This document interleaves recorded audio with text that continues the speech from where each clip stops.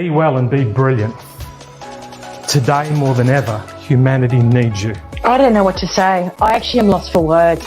You don't have a right to not be vulnerable and authentic. Your number one currency in life is to have an impact on someone else. Like, you have blown me away to the other side of the world, and I don't know how I'm going to get back. Because if you lead with your humanity, you elevate theirs. I am so grateful that the universe connected me with you, because this has been a game changer for me. If you lead a doubt-filled life, you'll lead a bound-up life. Live a doubtless life and you'll lead a boundless life. This has just been the most extraordinary experience of my entire life.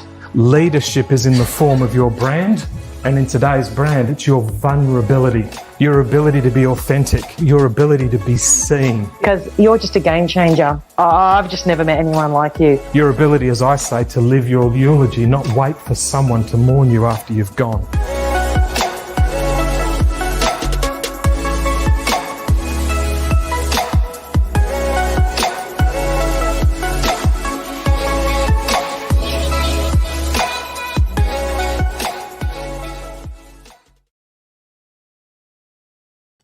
And boom, we are live. We are live.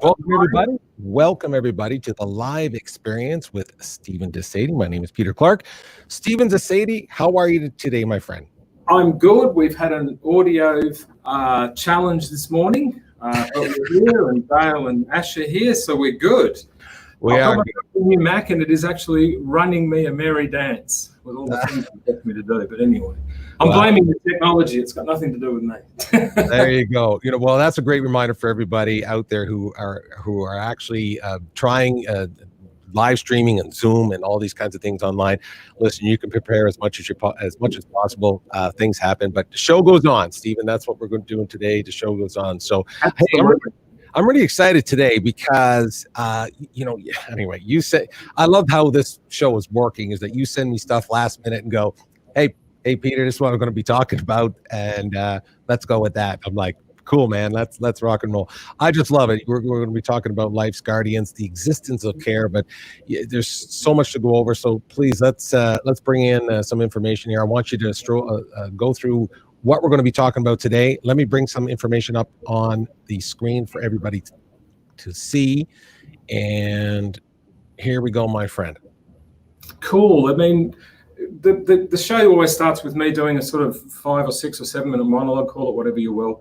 And given the nature of Ash Plaisted and Dale Dupree coming on the show with their respective mindset and sales, I won't steal their thunder too much, but one of the things that we've been doing, and it's episode 2, we talked about the dignity mandates, dignity being your respect, the mandate being an agreement of how we'll act. Then the third week, we talked about people states and how do you unlock emotional behaviour using language to draw people towards you and push people away from you. And I know both Ash and Dale have got comments around that. And then last week, we talked about how do you start getting into the nitty gritty? What are the 7 decisions that are the life's building blocks? I'll bring this in so I can do it. Today, I want to talk to you about what I call the life guardians. And to me, the life guardians are very much around, and I always do this every week, life's guardians. What is the definition of life? It's the existence of being human. And what's an guardian? It's entrusted to care for another, whether that's a parent. And I don't know Dale's situation family-wise, but I know Ash because we've talked from time to time, and his dragon-slaying daughter, if I've got that correct, Ash. Ash is entrusted, as all parents are, to care for someone. Maybe you've been entrusted to care for someone's money. Maybe you've been entrusted to care for someone's home, etc., etc., etc. Maybe you've been entrusted with the leadership of your team at work. So life guardians is the existence of care, defining life as being the existence of being human, and a guardian is entrusted to care. So in Sede land, we talk about life's guardians, these 6 elements that I created back in 2013 are the existence of care. And the first one, based on both our guests today, will speak to this in there. And in fairness to Ash and to Dale, they're seeing this for the first time, but I know that philosophies of how these men act as men, as people in the community, and as entrepreneurs and business owners, they'll understand these and they'll have their way of speaking either to them or even referencing them if they do. And this is not setting them up to follow the lead, but I just know that the sales rebellion, and you only need to look at the story that Dale put out last night, the whole 5-step keys that Ash is going through in the series that he's doing, the current one on mindfulness, in some way relate back to these, because these are about the existence of care and being a human being. So the very first one is the purpose guardian. What is it in everything you do with everyone, every time? And this is not just your grand purpose. What is it that you do, the purpose of what you do? Even this morning when I dashed out, because I've run out of Nespresso capsules, I had to race out the door to get myself some coffee. What is it that you do in every single interaction you have with everyone? Just keep on the slides, Pete. What is it that you do? Because we'll move through this pretty quickly. The second one is, what is the value guardian? Delivered in every interaction to you and everyone, every time. And I define this as the value of service, not reward. Do you have a value of service mentality in the value guardian of your life, where the value is placed on service, not just what your reward is? The present guardian, the third, your presence in regards to your purpose and value. And that purpose we've just defined is not your grand life purpose. That's one element, or your value in terms of your value offered in service rather than reward. And do you do that in all of your interactions and every endeavor? The fourth is the service guardian. Is your intention to serve them in every interaction, every time? Service for their gain over yours, understanding you providing gain to them will eventually provide that back to you. I think Zig Ziglar said, help others get whatever they want and you can have whatever you want as well. So the service guardian is based on you focusing on the value of and service you give to others for their gain over yours. The fifth is the heart guardian. And last week when we talked about the 7 decisions, we talked about having a certain heart. Do you guard your heart against those that will seek to take advantage? And I know both Dale and Ash will have some reflection on this in their comments. Many people will take kindness for granted, and that's me being politically correct. Many people abuse kindness because they're not used to it. They don't know how to receive it, so they sure as hell don't know how to give it. And then the last one is the forgiving guardian. Understanding, and let me tell you this, understanding forgiveness is a commitment, not a feeling. Let me just spend a couple of seconds on this. A gentleman back in 2011, 2012 came into my life who'd written a book about how his childhood sweetheart had been murdered 18 months after their marriage. She was stabbed in Vietnam in a night market on a 4-day pottery course that she went on. And he told me, he said, Steve, most people think forgiveness is a feeling. He said it's a commitment. 12 months after her passing, the country in Asia where this happened sent him a letter to say that the gentleman who was responsible was executed. And the gentleman in question, be respectful not mentioning names, he told me, Steve, in that moment I realised I needed to be committed to the forgiveness of that guy, even given what he'd taken me. And as he said, at 29 years of age, instead of going and looking for bassinets to start my family, I was looking for coffins for the woman I thought I'd build my family with. Everyone manage the commitment of forgiveness and understanding it's not a feeling. Now, you might be sitting there thinking, purpose, value, presence, service, forgiveness, heart. This is like a personal development call, Steve. What's that got to do with me as an entrepreneur? What's that got to do with me as a business owner? What's that got to do with me trying to actually become part of the sales rebellion community and for me to actually achieve my quota, achieve my bottom line? Let me ask you this question. Think of the most precious person in your life. I'm going to hold that for a second. Think of the most precious person in your life. Are these not the actions you take in guarding them? Think of the most precious person in your life. Purpose, value, presence, service, forgiveness, heart.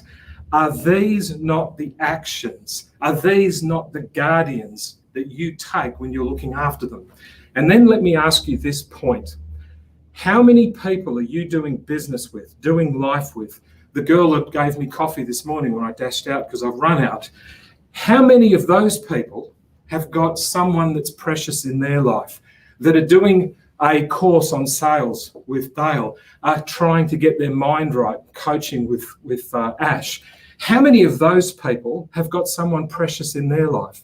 And what we need to start understanding as a society and as a community, as individuals, every single person you interact with is wanting to have purpose, value, presence, service, forgiveness, and heart in their life, because every single one of them needs to treat every single other as a precious asset.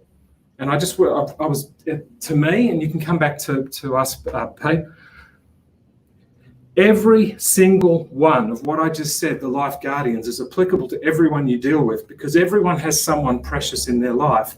Because when I ask you about the precious person in your life, all of a sudden, we're not talking about life guardians. We're talking about the way you conduct yourself as a human being. Yeah. Hey, your thoughts as we continue to go? It got real quiet when you said that. I didn't want to even, when you said that, think of the most precious person in your life. Yeah, that's a moment of just stillness and quietness, and you have to really reflect on that. And wow, I just love the full circle of everything you're talking about there, especially the forgiveness part. We'll definitely do a show on forgiveness, Stephen. I don't know if that even interests you, but my friend, that there's something super powerful about forgiveness, especially forgiving yourself and being able to do that. So I love where you're going with all of this. Can you bring both the guys on very quickly? And I know Ash is going to come and join us first, and then Dale. But can you bring everyone on just for a second? Just want to have a couple of comments, and you can get rid of the slides, Pete, just in case that slows us down. Let me just see. Yeah, the slides are gone. Here, let me see if I can get. There he is. Here's Ash. Dale and Ash, how are you guys? Can you hear us? I can. G'day, guys. How are you? Is Dale with us, or is he just on audio? I think Dale's screen might be frozen. Dale, can you hear us, my friend? We'll keep going whilst we wait for him. The real question is, can you hear me? Yeah, we're just getting you now. Dale, we're just getting you now. Go ahead and just test that one more time for us. There he is, the man himself. How are you, buddy? Oh, he's coming in and out, Stephen. He's coming in and out for now. We'll see if he can pick that up. We have been. Go ahead, Stephen. Yeah, and I'll keep going. So hopefully you'll come back to us, Dale. We'll get him. We'll get him. Don't you worry. We'll get him. Good. And I'm sure Dale can hear us in the green room while he's sorting himself out. Ash, what I'm not wanting to do is what I've just presented to influence anything you're going to say. Because what I've said is applicable to every human being on the planet with a heart. And I know you've got a massive one. So one of the things that I just wanted, this is probably the first time we've done a monologue in every single one of the shows. You may have seen the opening of the 7 decisions last week, Ash. So please, to Ash and Dale, don't think that I'm trying to influence your contribution today based on those things. But it's that last point that I made. Every single one of us every single one of us has someone precious in our life that purpose, value, presence, service, forgiveness, and heart are just applicable to. And one of the things I think which is a great driver in sales, and I know Dale will speak to this, and also with the mindfulness coaching that you do as well, and the power of the mind stuff that you do, every single person needs to understand that if you treated everyone as either someone who's precious to you or they have someone precious to them. Only this weekend I was contacted by a lady, doesn't matter who it was, with whose 6-year-old daughter has been disrespected. I won't go into any more detail than that. Only this morning, hey Matthew, only this weekend, I had someone talk to me, and the life guardians were already locked and loaded. The next 4 or 5 sessions are already locked and loaded. So that's someone pretty precious. And when you're selling to people, or whether you're coaching people, the concept of actually treating people as a precious asset with purpose, value, presence, service, forgiveness, and heart, I just think that's applicable to life.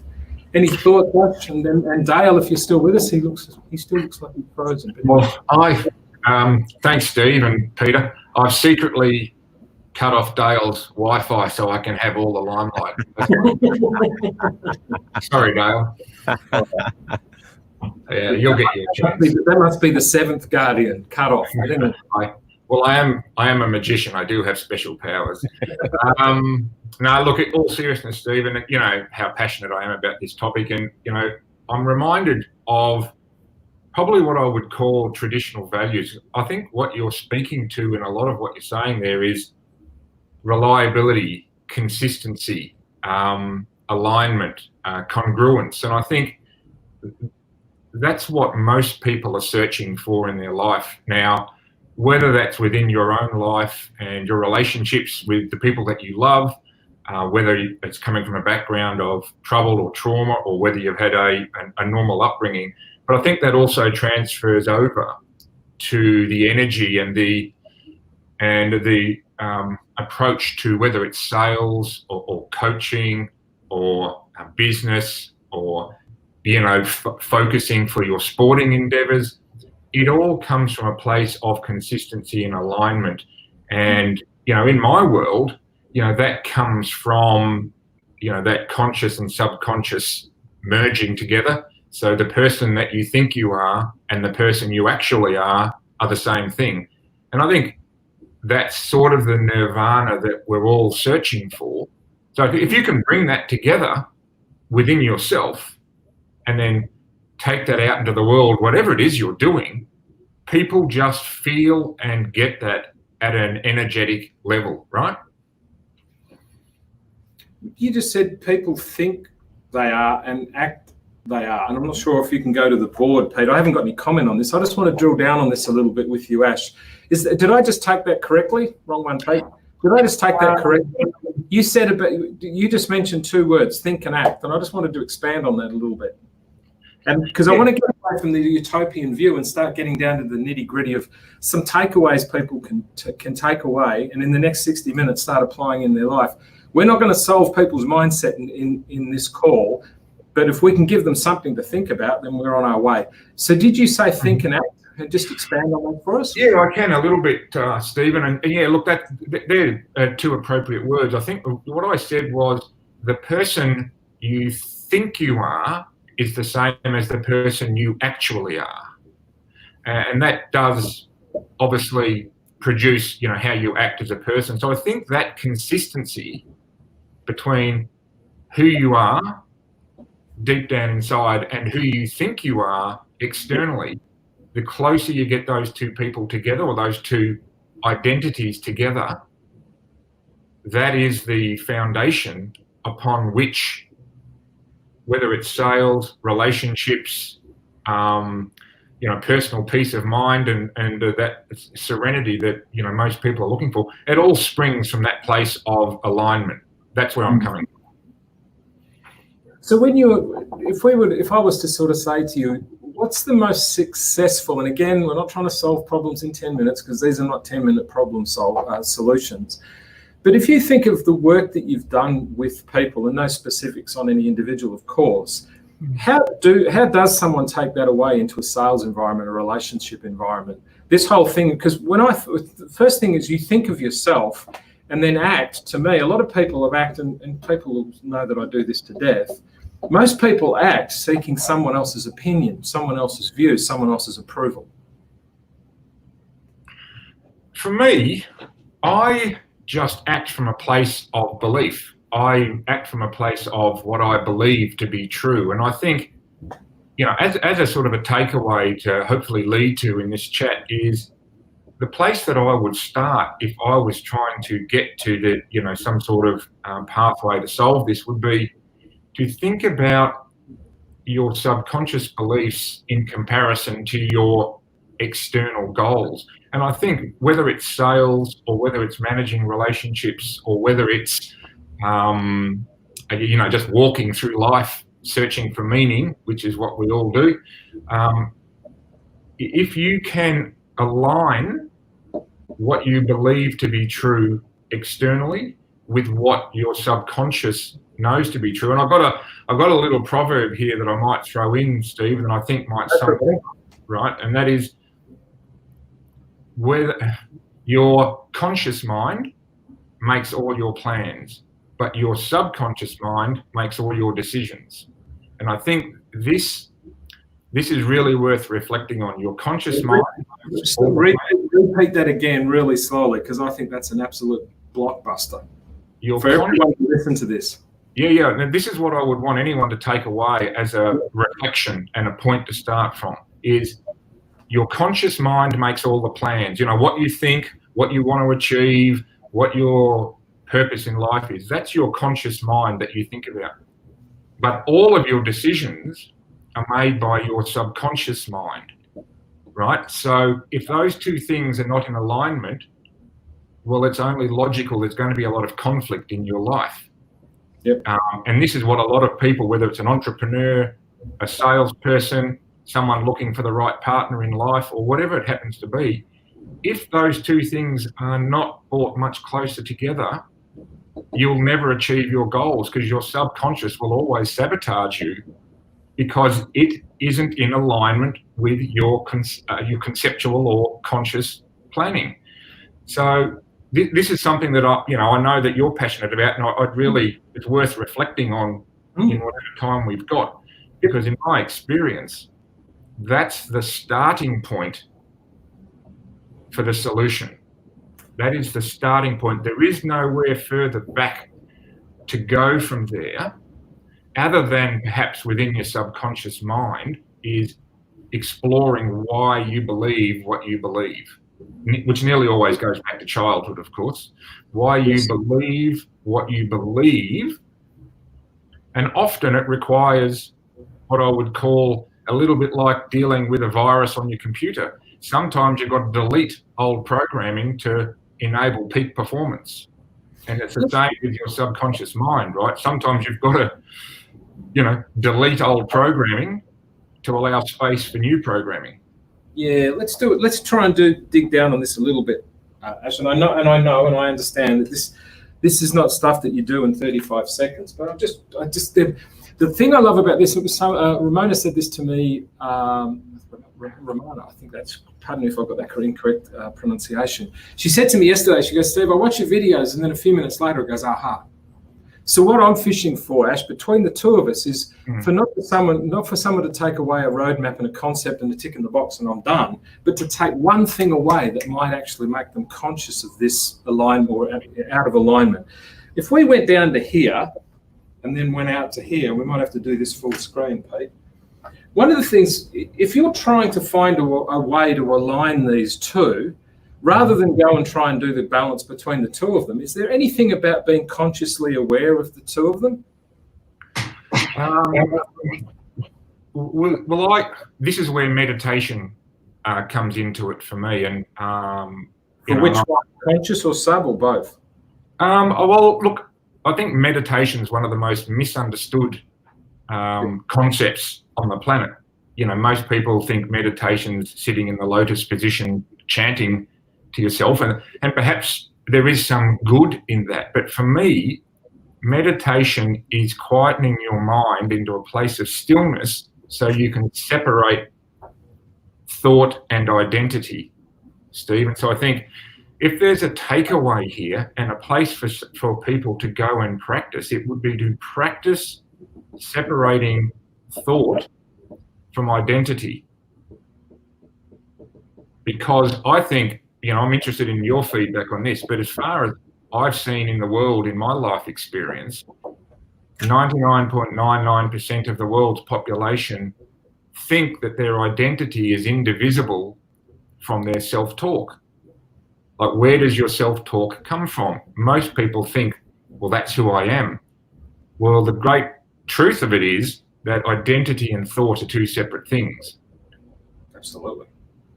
Right. This is a great discovery that I've had, and that I guess I help people with this discovery, is to actually accept and yield and be vulnerable. I think, you used the word vulnerable before, Stephen, and it's almost yielding to that truth, which is almost like the opposite of what you've believed your whole life, is that what I think is who I am. Well, no, they're two different things. So that begs the question, who am I deep down inside? Once you pick through all of that, well, what is left? And that is where your subconscious lives and controls all of your decisions, all of your emotions, all of your outcomes are driven from your subconscious thought. So this is, and I'm trying to simplify perhaps a complex topic. It is complex, absolutely. Into something that people can take away. But I think, to answer your question, the place to start with this is to practice mindfulness, or I'm calling it meditation. I don't want people to think they have to go into some sort of trance. It's not about a trance. It's about having a place of stillness where you can start to reflect on what it is to experience a situation without emotion and without thought. The word you mentioned a couple of times, my thoughts on this, the thing that keeps coming to mind while I'm listening is the whole concept of detachment. Yes. Big time detachment. And I'm really big on the fact that we live in a world and society, don't we? Probably always have, but the whole social thing and the instantaneous aspect of being able to share and all those types of things, people walking down the street looking at each other as much as we do these days, et cetera, is the whole concept of detaching yourself away from the opinion of someone else. And I went off on one in 2 shows back at the end, saying that the definition of who you are is not based on someone's opinion of you. And a lot of the times, people's thought is about, what do I need to say to impress Ash, for example, and their identity is, what is the details of who I am to, guess what, impress Ash, or to get approval, or to get likes, shares, comments, whatever it is. So the biggest thing for me, and the ones that stand out the most when you look at the big influencers or icons, whatever you want to call them, is these people are detached from anyone else's opinion and are totally focused on what their end game is. Yeah, it's interesting, and you use the word detachment, which I use a lot in coaching, is to the ability to detach from the opinion of others is important. But you know what's equally important is the ability to detach from your own self-talk, from your own ruminations and self-talk and negative emotions. The ability to detach from all of that and to see situations in your life as they are, not as you think they are. Yeah. That's the sort of detachment that's really powerful to allow you to then make choices and decisions from that place. So that ability to separate your identity away from your thought is incredibly powerful. And I think going back to what you said about, and I hopefully Dale can get on and give his opinion on this, but I think this is an incredibly powerful piece of relationships, because when you approach a relationship from that place, you're not selling anything. You're simply communicating your values. And if the product you have happens to match the need of the client, well, the sale is just a natural conclusion to a conversation. It's not an outcome that you're seeking. What you're seeking is to connect. The sale just happens as a result of the connection. Yeah, exactly. Pete, if you go to the full screen just for a second, then we'll come back to Ash and then go to Dale. But Pete, if you go to go to the board, I have to go full because of where I've written it. This conscious and subconscious, Ash, for me, it's and led by you, is this issue of alignment. And to me, the first way of aligning is to detach from your self-talk. Yep. That, to me, from all of the things you've said, we're trying to simplify a very complex issue. But one of the things is, how do you align your conscious to your subconscious? And yes, I can go and meditate, and yes, I can get in the lotus position, and not just disrespecting any of that. But what is the actual outcome of whatever that action is for you? It might be going for a walk. It might be meditating. It might be getting engaged with coaches of your level of expertise, Ash.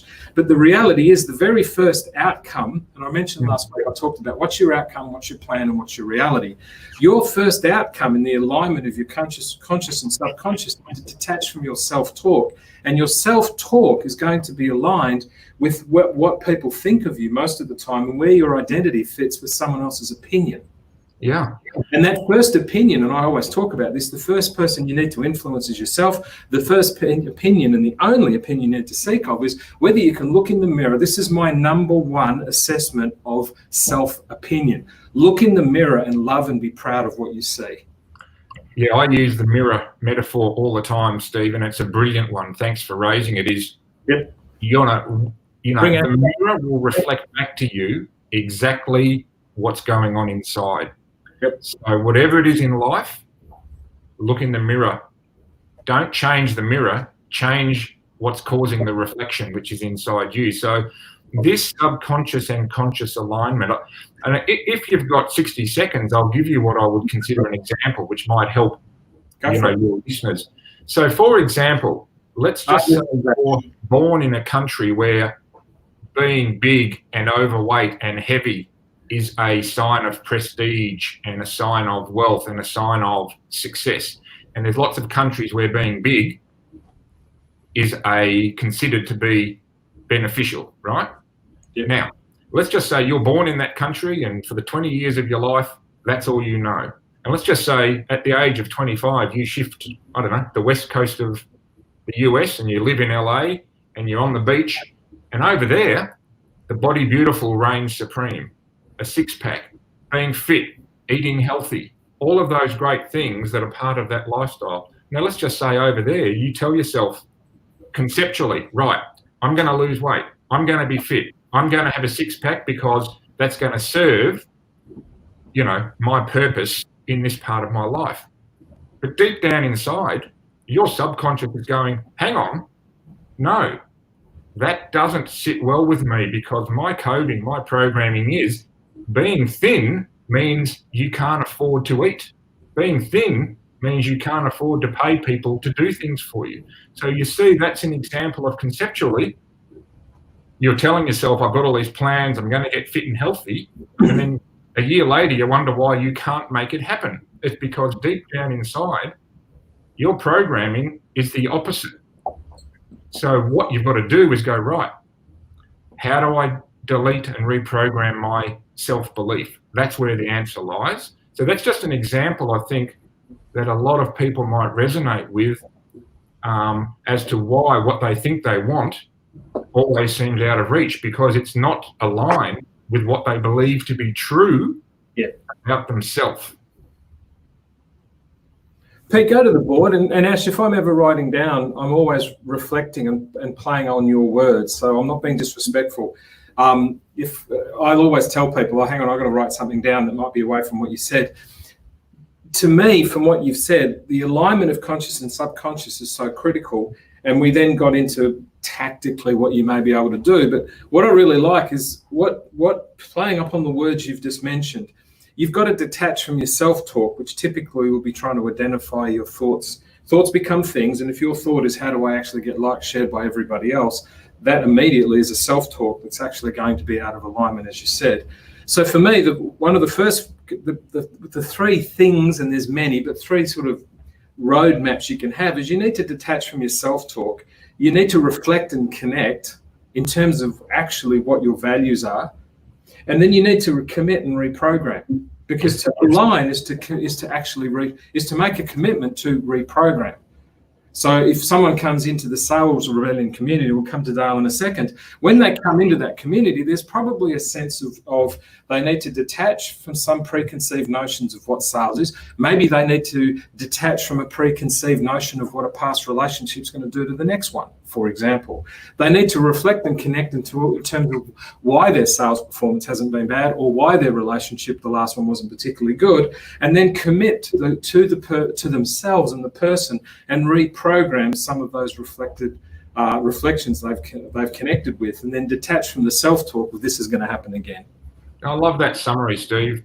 Beautifully done, and that's a real sort of benefit of you being able to write or annotate this discussion. That's fabulous, and I think anybody watching this should probably take a screenshot of what you just wrote on the screen and take that away and use that as the starting point, tactically and sort of action at an action level. And I'm like you, Stephen.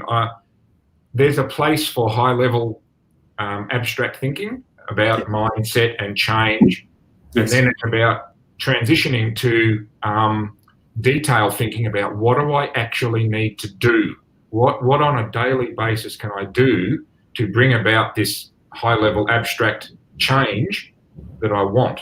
And this is where the magic is transitioning from there down to there. And it's all about reprogramming, and there's a lot of different ways to work on reprogramming. But like any other muscle, Steve, it's not about one workout at the gym and all of a sudden you change. Obviously, it's about daily, weekly, monthly changing that programming that you've been living with for days, months, years, decades, probably your entire life. Yep. That doesn't get changed easily. Your subconscious doesn't get changed easily. And this is where, without going off on a complete tangent, this is where sleep becomes really interesting. And obviously when you're asleep, Stephen. I don't say it like that, because there's the Sede Angels, there's Graham, there's about 15 people that are actually going to remember what Ash said. So, say hello to the angels and go, I'm telling him to sleep more. Go on, Ash. Hello, sleep depth. Well, sleep more, but within sleep, guess who's in control when you're asleep? Yep. Your subconscious. Yeah. Your conscious mind has no control whatsoever when you're asleep. So this is where dreams and a whole bunch of other things happen during your subconscious sleep. So the reason I mention that is because it's a good reference point for people to understand why meditating and stillness is such a powerful habit to start working on, because it replicates as close as possible that sort of sleep state where you can work on your subconscious and you work on your programming and work on your beliefs. And all that kind of stuff. It's in there as well, isn't it? Yeah. Correct. Yeah. Pete, can you come on and bring Dale on as well? I just want to do a couple of seconds summary on something. Hey, Dale, how you doing? And Pete, jump on as well. There he is. Can you guys hear me now? Yeah, we can. Just before I come to you, Dale, I just wanted to, over the weekend, and I'm not going to go into the detail of this, but I'm talking to every single individual that will see this in whatever shape or form they see it. In the models that come out, and I can talk about that at some point, in all the videos and the 2-minute clips that you're seeing that are coming out on social, go on YouTube, watch the whole thing. There's a whole bunch of different ways that we cut up all of this content and distribute it. But right now, in whatever way you see this, I want to just do my version of a case study that Ash kindly just did. On the weekend, someone contacted me about their 6-year-old daughter. Doesn't matter about any of the details, because I'm not going to disrespect that in any way, shape or form. And the first thing that came to mind is sometimes people, if you become an example of what you stand for, and Ash has been clearly that, and Dale certainly will when he joins and enters the discussion. I'm not a parent. So why is someone contacting me about their 6-year-old daughter in a particular incident that shouldn't happen when you're 22, let alone 6, especially for the 12-year-old boy? But one of the things that I did, going to Ash's amazing conscious, subconscious, I sent out a video at the first of the Sede Raws where I talked about you need to be careful of your language, because this lady was saying, I need to fight for my daughter. And when she was saying it, even in the voice note, she was DMing me. You need to detach from the self-talk, because you don't fight and send vibes out to a frightened 6-year-old. So to everyone out there that's in a relationship, that's in a sales environment, that's in any type of environment, something that's precious in your life, be mindful of the way and the words that are creating your self-talk. Reflect and connect on what the intention of what you're trying to do is, and then reprogram and commit, in this instance, to being a mother who's creating an environment where the child doesn't need any more fighting. She's had enough. So to everyone who's listening to this, that is a fairly strong, precious asset, the most precious asset, the innocence of a child. If you apply that into every single precious thing in your life, and that precious thing might be your sales targets that you're wanting to use Sales Rebellion to commit to, that might be the work you're doing with the likes of Ash. But you need to detach from your self-talk, you need to reflect and connect, and then you need to commit and reprogram. And sometimes you need to do that in the excellence of the people on this call. So Dale, just on that, where does this type of dialogue and conversation go with what you do around the sales space? Because people are probably not expecting the mentality and methodology of how you conduct yourself in the sales process. So first off, this conversation is extremely deep, which I enjoy having. And secondly, it's really fun to see Ash and Steve in person like this, since I've been watching your words speak to me over LinkedIn content for years now. So I'm honored to be on the show. I appreciate you guys having me. What I hear a theme around more than anything is this concept of, number one, people feeling the need to force an agenda and some kind of success that they seek, instead of sitting back and understanding that, for the most part, the success that they're looking for, or that they're trying to force more than anything. And because they're forcing it, the receiver on the other end, the prospect in which they're trying to sell something to, is going to constantly have a wall up and be saying to themselves, I really don't care what you have to say in the first place. And the big picture perspective in that is that what we're talking about here is the need to know thyself. Until you can understand who you are and have confidence in who it is that you are in the first place, how could you ever listen to somebody else's opinion and understand it and be okay with it as well? And how could you intellectually sit back and take what somebody's saying to you and process it properly? So there's an element of patience involved in that. There's an element of mindfulness to the person, again, that's across from me, because Ash was talking about, in certain cultures, if you're not overweight, you're not wealthy, right? And I think that this goes to a conversation that we've been having here in the United States a lot, and I've had like a million times over the last 2 weeks, which is that nobody is born a racist, right? But that's beat into you over time through teaching, right? And so here you are, a salesperson, you're 21 years old, you're just out of college, you've been taught to do it this certain way, right? But maybe it's the wrong way. And it's this idea and concept of when you're learning something to begin with, to always reflect and then inflect and say, is this really who I am? Is this really something that represents me to begin with? Because if it isn't, you need to run from it.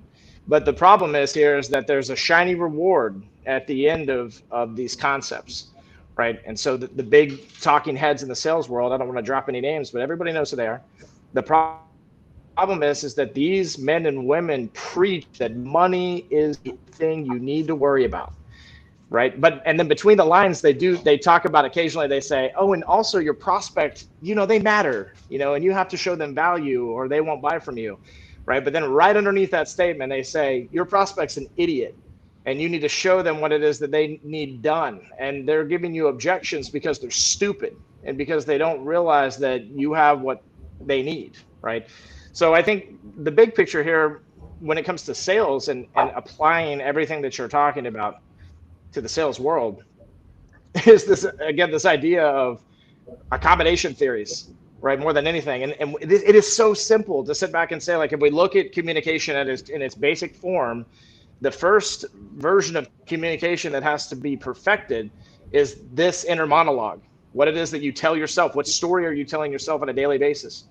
Because that's the story that will be projected to other people, and that's how they will make up their minds about whether or not you're anything close to what it is that they desire when it comes to their business processes and structure that you're selling in the first place, services and products, etc. Pete, can you go to full screen just for a second? I just want to ask a question of both Dale and Ash, right? And Pete waits until the end, and then he starts asking me these really profound questions. So you used the word forced outcomes, Dale. Ash, you talked about think and act, and we broke it down into detach, reflect, and commit. So question to you, first of all, Ash, based on this forced outcome, where's that coming from in the context of your conversation contribution? Where's the forced outcome coming from?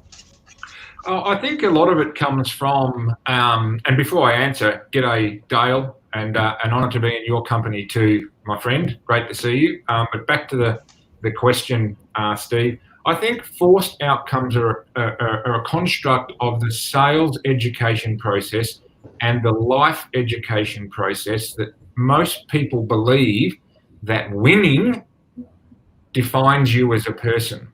Winning is defined by getting the sale. Winning is defined by beating the competition. Winning is defined by overcoming whatever obstacle and whatever blockage that you could possibly come up against. Now, in some parts of life, that's a very valuable attitude. If you're a soldier on the battlefield, or you're playing, football, or some activity where barging through any blockage is important. However, unfortunately, that attitude flows over to the sales world. And it codes people to believe that success is defined by winning, as opposed to what I believe, and I think what Dale's speaking to, which success is defined by connecting with somebody on a level that is sourced from who you are as a person. That's what I call winning. If that means you get the sale because your product matches their needs, awesome. But it's got to be off the back of connecting at a personal level. So forced outcomes are people believing that they have to badger, bully, coerce, overcome a prospect into agreeing with their sales pitch. And when people believe that's what they've got to do to win, and it doesn't sit well at a deep subconscious level with you know, their coding, or particularly obviously with the prospect, you're going to get a lot of icky, distasteful, uncomfortable encounters in life, right? And I think that's how I would define forced outcomes, as believing that winning defines you rather than connecting defines you. I got told this by Bob, my mentor, many moons ago, and I absolutely love it. And if the whole concept of culture, condition, and circumstance, and Pete, we're going to have to do a show on culture, condition, and circumstance. It's what I call the 9 behavioural engagements, and I won't do it now because it will take us on a tangent. But everyone is actually existing in this world based on culture, condition, and circumstances, and it goes into why we don't speak up and why we hesitate, but that's for another show. Your forced outcomes, if that's what you're conditioning or what you're seeing on the sports field, which, as Ash says, you're now bringing into your relationship, you're bringing it into your sales, you're bringing it into your entrepreneurial journey, whatever you want to call it. Well, the way you think, thoughts become things, and those things then start determining the way that you act. Mm-hmm. So to those listening right now, come to me, Pete, and bring Ash and Dale with me. Right now, what are your thoughts focused on? Because whatever you're thinking on is eventually going to manifest into the way you act. So, and you've heard me say this on the show before, and for those of you that do work with me, human beings are very curious, we're very competitive, and we're very compassionate. And our default position is to be curious and competitive. We trigger into compassion. COVID comes, wow. Someone flies into a building, wow, poor people. Fukushima happens. The Boxing Day or the day after Christmas, tsunami happens. There's a shooting somewhere, unfortunately. That triggers our compassion. And when COVID first came along, our compassion overtook our curiosity and competitiveness. It's pretty hard to be curious. It's something you can't see, and it's pretty hard to compete with it, especially when you're terrified it's going to get you. So our compassion now has slowly fallen back. And to Dale's point, we've now entered across the world, but obviously particularly in America where this has started, even though it's applicable everywhere, our compassion has been overrun by the curious competition that I'm better than you. And it's not true. So forced outcomes will make you think, your thoughts will become things will determine how you act. And then all of a sudden, you're going to march down the street saying things matter. So one of the things, if you're right now finding that you're doing life, and I had Aldo, a great friend of mine from Charles Fairley's Unsung Business Heroes, one of the things Aldo said is, he said, you can have white knuckle alcoholics. He said, people will tell you that it's been 25 days since I had my last drink, or people who will actually say I'm 1 day away from back to alcoholism. It's a thought. And that the action of actually white knuckling life is very different to the thought of actually embracing it. Embracing the fact that I'm 1 drink away. Embracing the fact that I've got too much weight on, and Ash keeps mentioning that. I keep going, ooh. So one of the things you need to do, whatever outcome you've got is going to determine the way you think. The way you think is going to become things, which is what determining the way that you act. If you're forcing anything in life, the lady in Europe who is wanting to fight for her daughter's welfare, that's forced. That thought's going to become a thing. And in that situation, it's going to radiate that a 6-year-old's now going to be in an environment that's uncomfortable at home. And it takes a lot of courage to accept and be vulnerable to that truth, don't you think, Stephen? And I think, and that's what you know, what I think is for a lot of people in life, and maybe it's more for men than women, I'm not really sure, but I think certainly across the spectrum, is what we learn through society, what we learn through the media, what we get taught quite often by our parents is life's a competition. You know, life's a bit of a zero-sum game. You know, you've got to beat somebody to get what you want. You know, so for you to win, somebody else has to lose. You get my drift? Yes. Now, that is very difficult to reconcile with being vulnerable, which is why people find it so hard, right? Yep. So this is where the work is required, and it flows over to sales, obviously, and it flows over to the thing, what you think become things. So if what you think is life is a zero-sum game, for me to win, someone has to lose, that's your thought, that's your predominant deeply coded subconscious thought. Yeah. And then on the outside, you're saying to a customer or a prospect or anybody, I care, I want what's good for you. But deep down inside, your subconscious is blaring, you're going to lose, you're an idiot, I'm going to beat you, I'm going to win. That's what your subconscious is emanating, while your conscious is going, I care, I want what's best for you. It's no surprise that it creates a lot of conflict, both for you and for the other person, if that makes sense. Yeah, no, it does. And if you go back and drop on the board again for us, Pete, and I'll come back, forget about this bit for a sec. This bit right here is what Ash, to me, is talking about in many, many ways, because there's so many ways to skin this cat. This whole concept of detaching from your self-talk. Because if your self-talk, come back to us again, Pete, and I'll come back to the board in a second. If everything that you do is determined by competitiveness, there's nothing wrong with being competitive. The ego is going to force you to do it because that's the ego's job.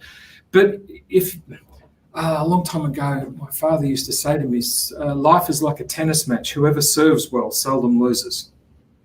I like it. It's beautiful. So the end result is you've got to detach from the self-talk that you're forcing things. You've got to detach from the self-talk that you've got to beat somebody else. And I think, Ash, this utopian society that I hope we're coming to is this concept of that people across the world will march in the street more than ever happened before. Because sadly, what happened in America recently, it's not the first time it's happened. However, how often have we had tens of thousands of people all over the world do it? So to me, there's an element of the IQ of society is rising. We just need people who are examples and leaders in the art of the possible within it. And does that sound like utopia? Yeah, it does. But you know what? When a guy brought out a plastic computer and said this doesn't do spreadsheets, everyone laughed at him, and then it became the first $1 trillion business. So it's possible. Well, the pursuit of an outcome is more important than the outcome often. Like the journey is more important than the destination, I guess, to borrow a cliche. But I think for me, part of that utopian definition is how beautiful would it be, and this is really what I seek in my life, is to be able to express your competitiveness at the same time as expressing your compassion and care for your fellow human beings. Bring those two things together, right? So as opposed to, I think, what's going on a lot in the world, which is, for me to compete, I can't care about somebody else. They don't go together. So for me, this is the whole detachment process, is to understand you can compete. Competition is very important. Ego is very important. Self-esteem, self-belief, all of those things that drive people to high achievement. We need that. But does somebody else have to be crushed underfoot to get there? Yeah. Pete, go to the board for a sec, because I think this might be where my version of what Ash is saying. Yesterday, I had lunch with Graham. Hi, Graham, if you're watching. And he said when he was 15, his mother sat down with him and told him the difference between, and I hope that's how you spell succeed. I'm terrible at spelling. I'm still trying to work out if I can find a whiteboard that's got a spell checker on it, but we're getting there. But Graham talked about his 15-year-old self having a conversation over lunch yesterday. His mother talked to him about succeed versus do. And in a lot of cases, and if you think, we're being forced to think and act because of our cultural conditions and circumstances, getting us to do things. But if you actually detach from your self-talk, reflect and connect and commit to reprogramming, you succeed in life based on your character, based on your courage, based on your commitment, based on your ability to face catastrophe, based on your ability to tell the world that you had it. So a couple of shows ago, I talked to you about bankruptcy and suicide, and I talked to you about becoming divorced and losing houses and all those types of things. I talked to you about living without kind of my own home, and even to this day, and not being married and not having children, and then having people approach me about it. I talked about the catastrophes that created the character, the courage, the commitment, and my ability now for everyone to go, Steve, you're really inspiring. Steve, you're really, all these things that they say, which is very kind. But I actually stand and communicate the catastrophes of my life that created the commitment to my courage and character to make you believe this statement. Your self-talk needs to start with you standing in front of the mirror and loving what you see. And if you can't reach that place, then you got to get ready to be curiously competitive with a world that's going to slap you back. Hell yeah, absolutely. And, you know, you're obviously a shining example of turning adversity into progress. I mean, my dear mum, who passed away a few years ago, taught me many things. But one of the lessons that she taught me, which I carry through into my life and which I try to reflect outwards in everything I do, and that is, no matter what happens in life, take the lesson and the love and leave the pain. Take the lesson, leave the pain. So to do that, you've got to embrace things. You can't turn away from adversity. You can't turn away from fear, because it will find you eventually. Whereas if you embrace it with a mindset of, right, I need to deal with this, and whether it's grief or other emotions that need to be processed, but ultimately, how can I take this experience forward into my life as part of my character and part of what I want to express to the world at large, but leave the pain. Understand the difference. I think a lot of people will take the lesson and the pain, and you can see that in some people.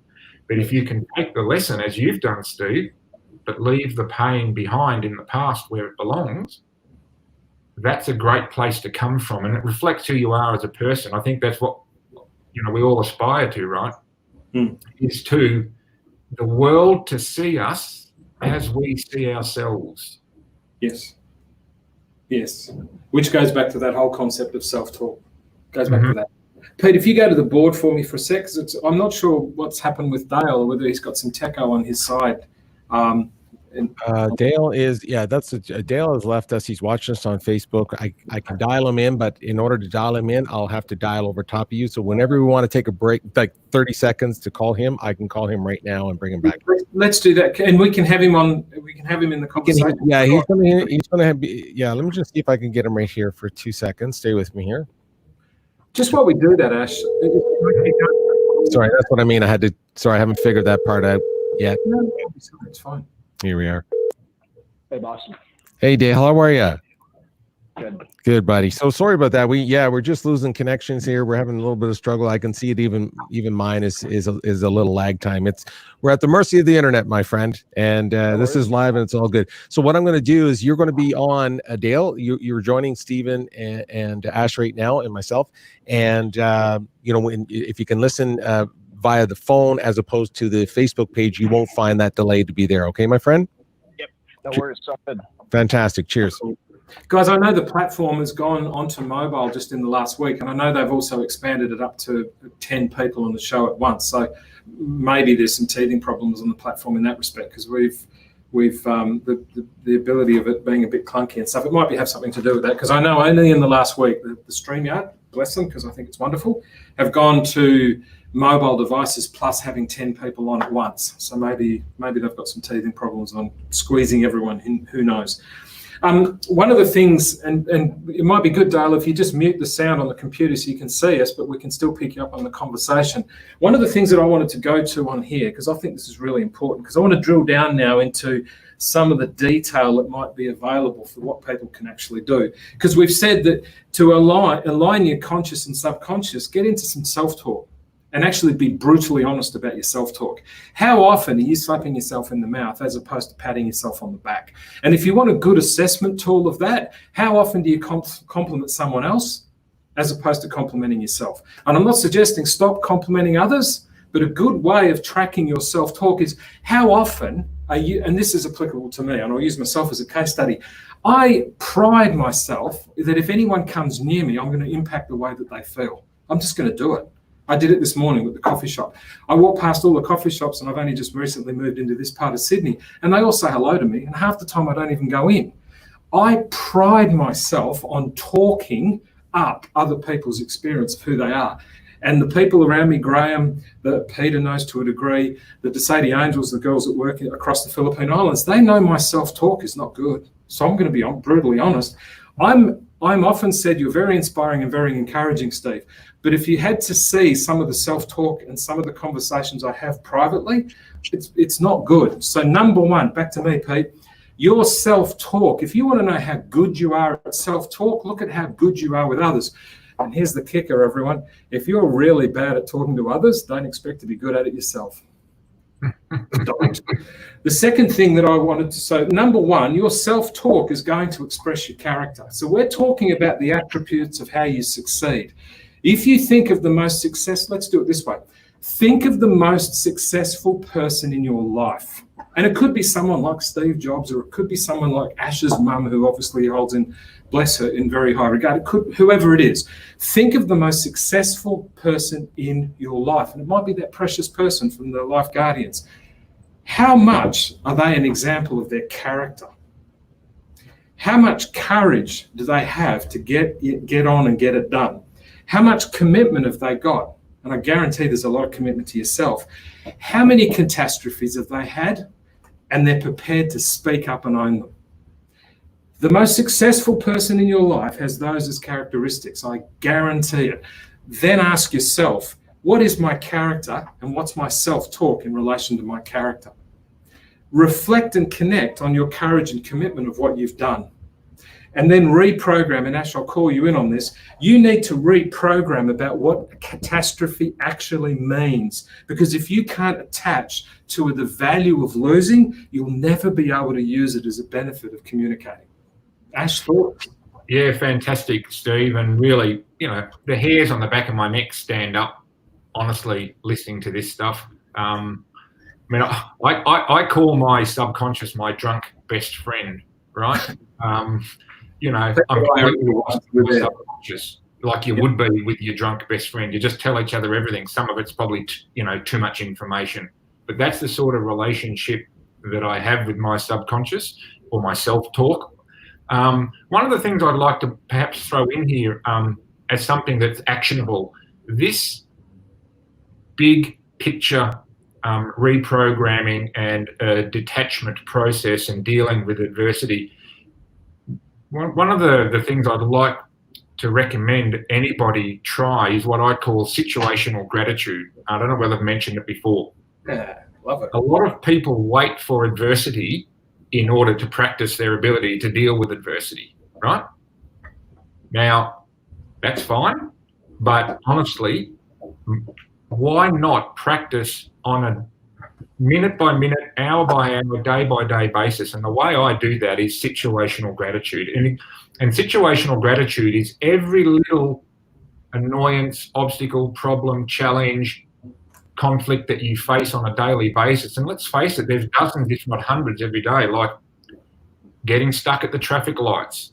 Someone says something that annoys you. You see something on TV that upsets you.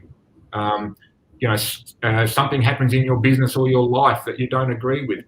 So when those things happen, here's what I want people to do. Instantly, instead of reacting with a negative thought or emotion, tell yourself, what is the lesson here? What can I take from this that I can learn from? That's situational gratitude. So that takes a bit of practice. But practice situational gratitude, just little events. constantly throughout the day, practice, practice, practice, practice, practice, guess what you're doing? You're coding your subconscious to start accepting that attitude to be true. You're starting to code yourself with a new belief system. So that's a very, very actionable takeaway from this chat, is start with situational gratitude. As you do the small things, so you will do the big things. Right? Go full screen on that, Pete. Situational gratitude, I love that. It's brilliant. Boy, oh boy, is that going to help me. Situational gratitude. Any conflict, any challenge, any distraction, any life bumps. The little things and the big things. What's the lesson? Which is the situational gratitude, which will start informing your character, which will start determining your self-talk. Hell yeah. And it goes right down to, someone cuts me off at the lights. Do I give them the bird, or do I take Ash's advice and have a way of finding gratitude? And in doing that, you'll start realigning to your values, because are you really wanting to be the person that gives someone the bird at the lights? Probably not.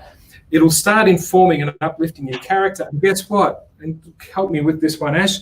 If I'm sitting at the traffic lights thinking in my own mind, I'm self-talking about whether I think the giving the bird or working out the lesson is a good idea.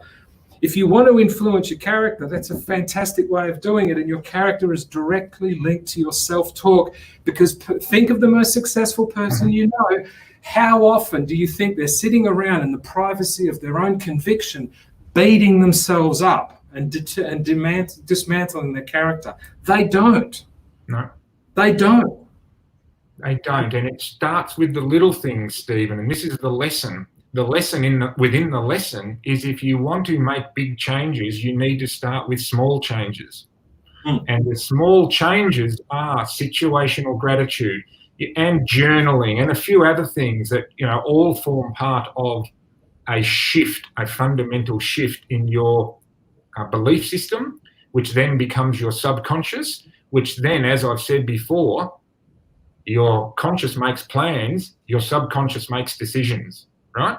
So if you want your subconscious to make the decisions that align with your plans, this is the way to start moving in that direction, to reprogram your subconscious in the way that you want. This is super powerful, super important, and I just would encourage everybody, that's a great place to start with reprogramming your thinking. And I've seen this common amongst all of the successful people that I've met in life. And when I say successful, I don't mean monetarily. I don't mean they've won an Olympic gold medal necessarily. It could be my next door neighbour who's a stay-at-home mum. It could be my sister who's twice divorced and brought up 3 kids on her own. There's all sorts of definition of success, but common thread is they don't dwell in the problem for very long. They are very quickly to focus on, right, what can I take out of this to help make me a better person? Dale, are you there? Is Dale with us, or is he gone again? Pete, do we know if Dale's with us? Yeah, Dale is. Sound like he is. He's not hearing you. Dale, are you not hearing Stephen right this second? I hear him. He can hear you, but you can't hear him, Stephen. Is that correct? No, I just heard him. So go ahead, Dale. Hey. Hey, Dale. Hey. Well, we've got Canada. Maybe we're ganging up on America. It's a Commonwealth countries against America thing. Yeah, maybe. Can you hear me, Dale? No. Okay.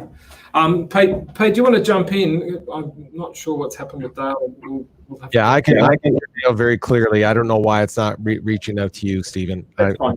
I don't know what to say. Have you any reflections, thoughts, digging into this? I know this is pretty full-on stuff, but I never it would be when Ash was coming. I'm leaving this to you guys right in a second. And just to be all fairness, I'm listening to as much as I can. I've just been working to get Dale going. So I'm going to leave this. You guys keep reflecting. You keep doing your thing. I'm going to keep working with Dale. So just one more time, Dale, can you say something to Stephen? And Stephen, just let me know if you can hear Dale.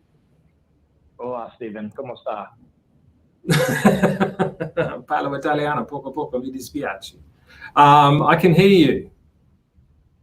Excellent. All right. Okay, cool. Some technical challenges, but we got you there.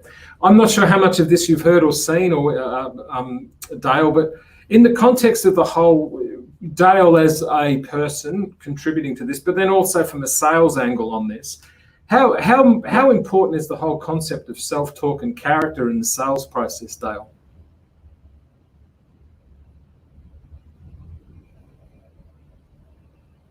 No, I think we might have to let Dale listen rather than talk, sadly. So Ash, we could go on about this for ages and stuff, but is there any kind of final closing remarks you've got in relation to this? Because I know for everyone who's listening, when we first started, before we actually went live, I mentioned to Ash we're trying to drill down to give people some actionable things, and he quite rightly said, this is not 10-minute solution stuff. It's not even 45-hour, whatever it's been stuff.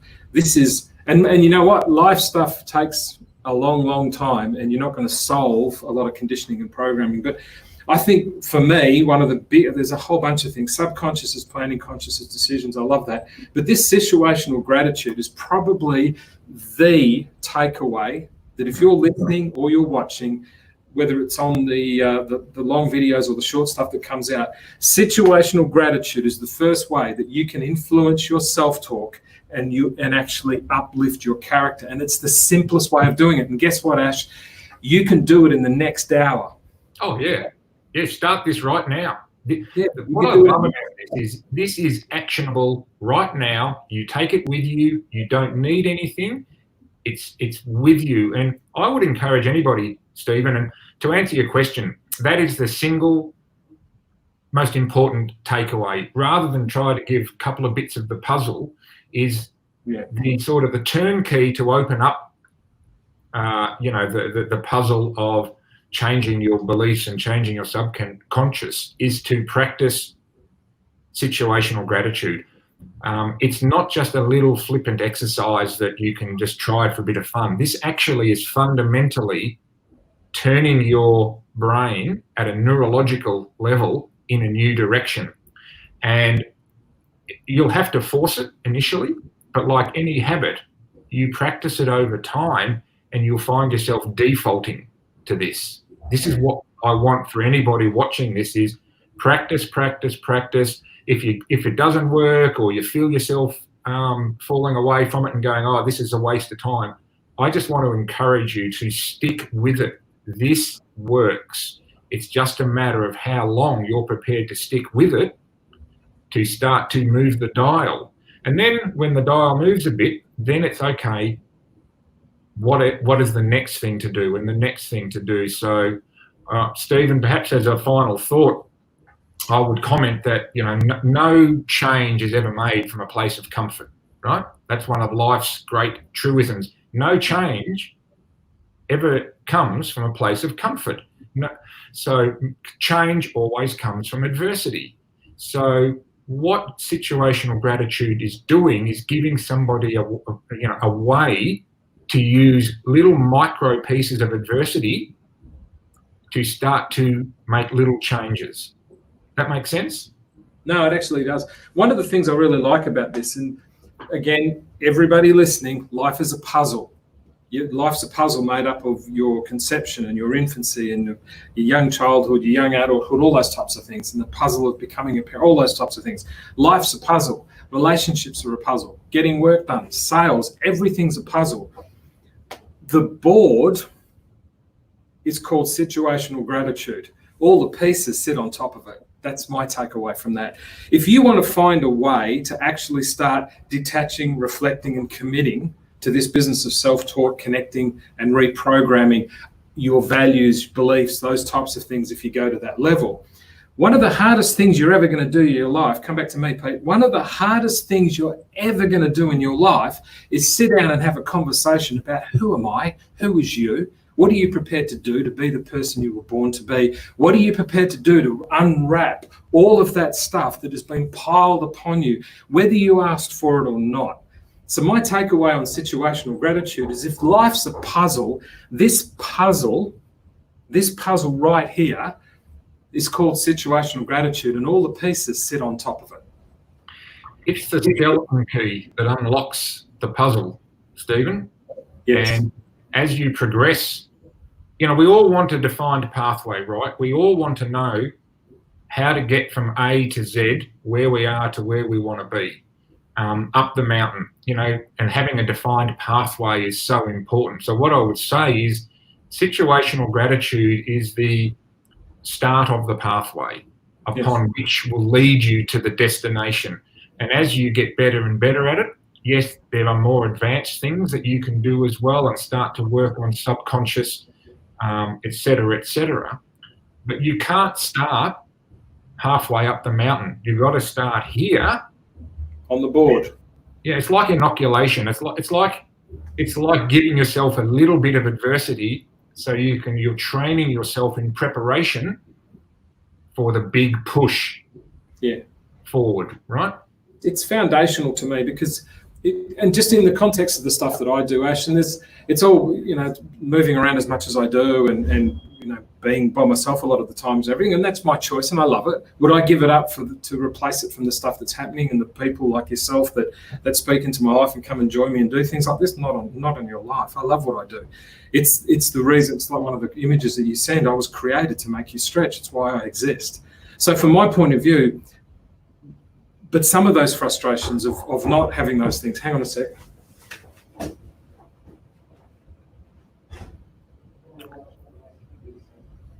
I'll run the show with you, Pete, till Steve comes back.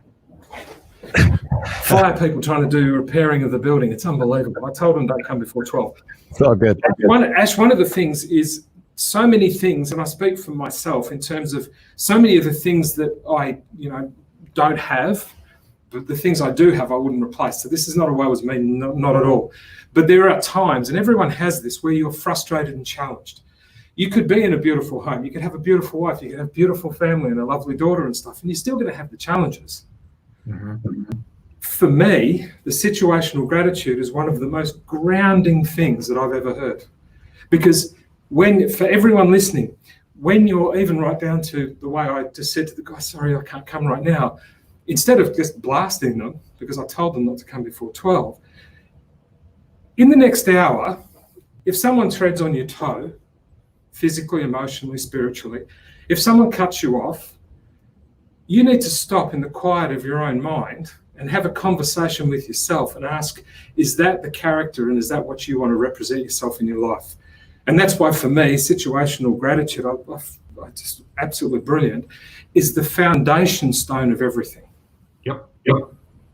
And it also is the simplest way of starting to pick away at the marble to expose the Michelangelo or the, I'm not Very sure. poetic, Stephen. I love it. I'm not sure what the statue is. I'm trying to actually be politically correct and have the ladies in. So, but to me, it's just a foundational element. It's been very impactful. So if you want to find a way to start detaching from your self-talk, when you're about to give someone the bird or you're annoyed because someone cut you off, stop and ask yourself, is that what you want to represent of who you are? And then ask yourself in the life guardians, is that the way that I would behave to my precious one?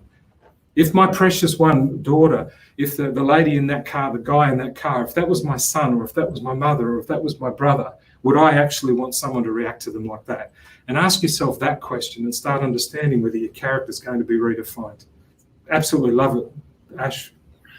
Great stuff, Stephen. And look, fantastic chatting with you about this because it extracts a lot of stuff from out of both of our heads that you've got a real capacity and skill to transmute into actionable takeaways. So, I thank you for having me on, and I thank you for the chance to chat about something that I'm truly passionate about. It really is my purpose in life, is to impact others by impacting myself, and that's my journey.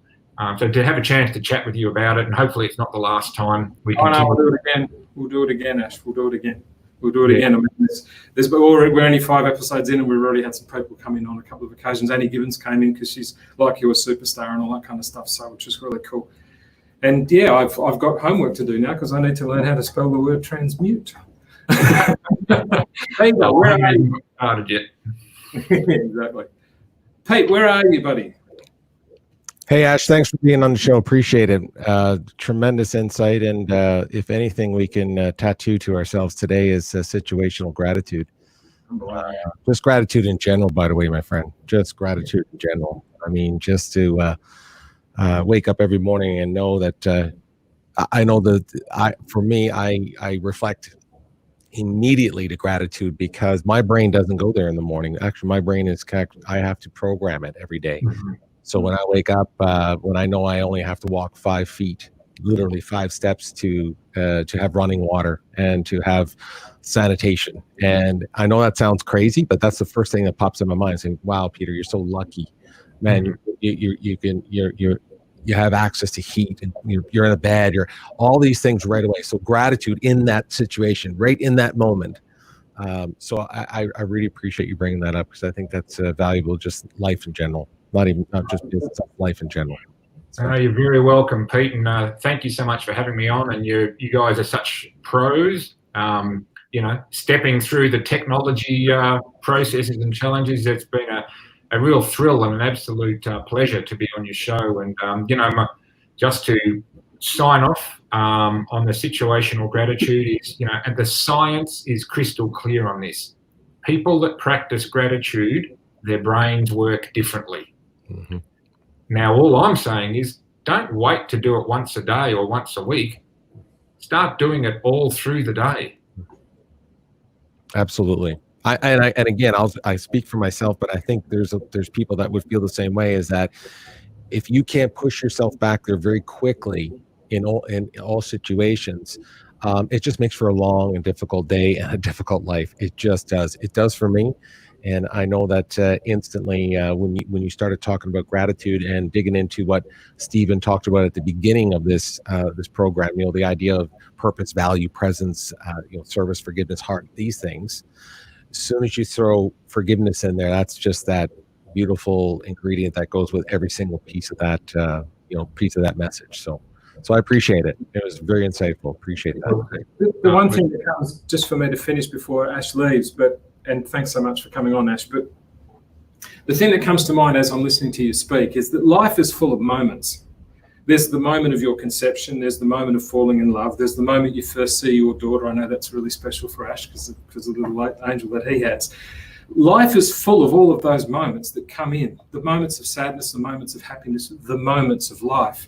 And you know what, when you do think of your daughter and you do think of the gratitude of falling in love and you do think of the gratitude of having this life and you do think of those things that actually make you who you are you not grateful? Are you not grateful for the gratitude? Are you not grateful for that precious person in your life? If the moments of life are filled with gratitude, then check this out. Be grateful for the catastrophes that will fall at your feet, because the lessons from those catastrophes will make you a benefit, an asset, and someone that others will love. And all of that comes from the grateful moments that make up life.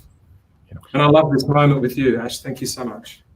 Beautifully said, Stephen, and great to see you again, my friend. And thanks for everything, Pete. And I've enjoyed every moment and hope to do it again sometime. No, we will, Ash. There's too much here not to come back and do it again. Thanks a lot, buddy. I appreciate it. We'll get some content to you. Thanks, man. Cheers, guys. Bye for now. Fantastic. The guy was superstar.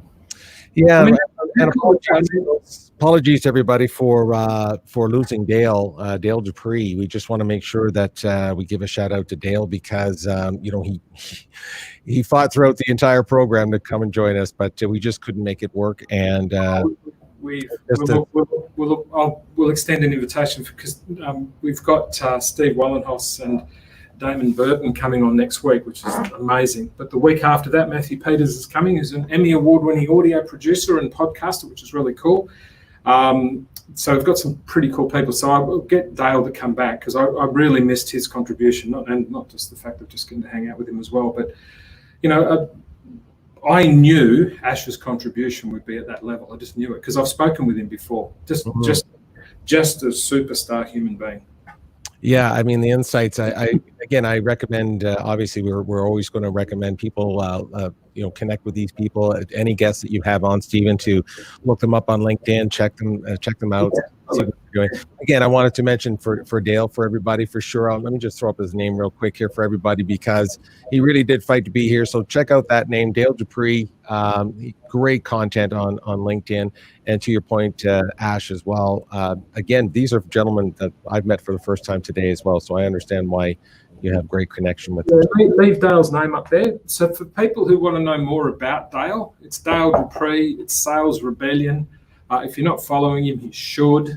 Dale's methodologies and Dale's humanness, which is part of the reason I tried to align him with Ash. I know that they know each other well, but one of the things that we're wanting to do is bring people on that complement each other, and bring people on who can express their expertise, and then I can do the dance on the whiteboard, pulling out some step-by-steps, which we did with Annie last week.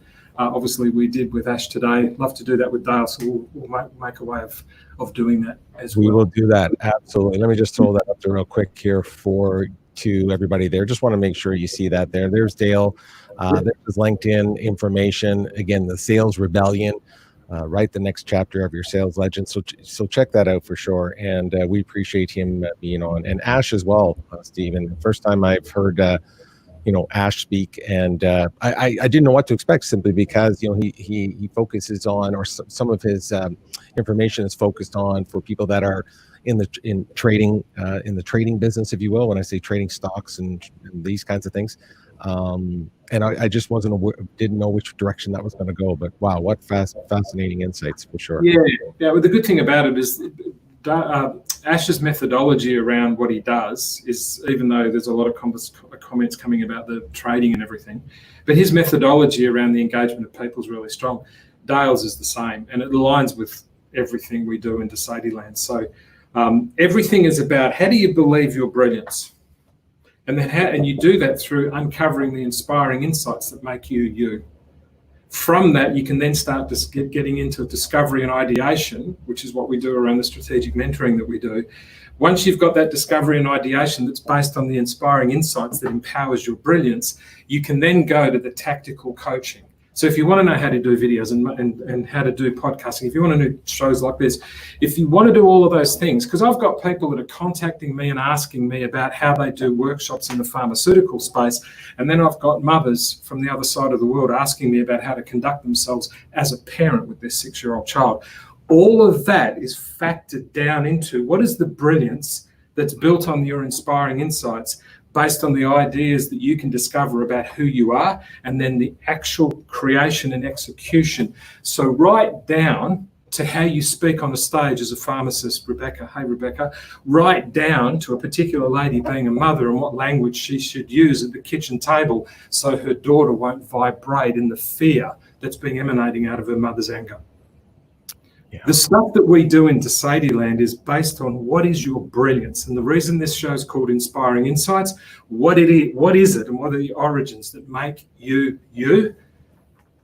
And situational gratitude will start unlocking some of the culture, condition and circumstances that are making you and preventing you from being an asset to humanity. And that is why you're created.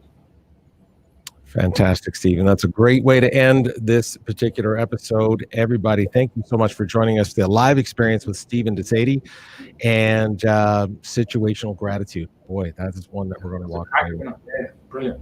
All right, my friend. Good to see you again. Take care. Everyone. Take care. We'll talk again soon. You bet. Take care, everybody.